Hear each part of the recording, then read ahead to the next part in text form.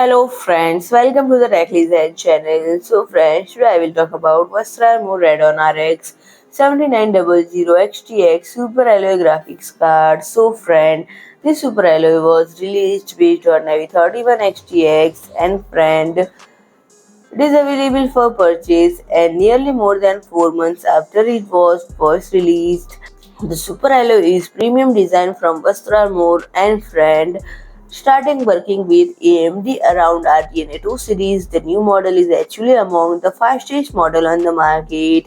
Currently, the highest boost clock of RX 7900 XTX is 2680 MHz and it can be found on models like Ace Rock Tiachi, Aqua, Power Color Liquid Devil and Sapphire Nitro Plus. The Super Alloy from Vastarmor comes with the same boost clock and friend, the performance comes at a cost or more precisely at a size. The card is 33 cm long and 6.9 cm thick.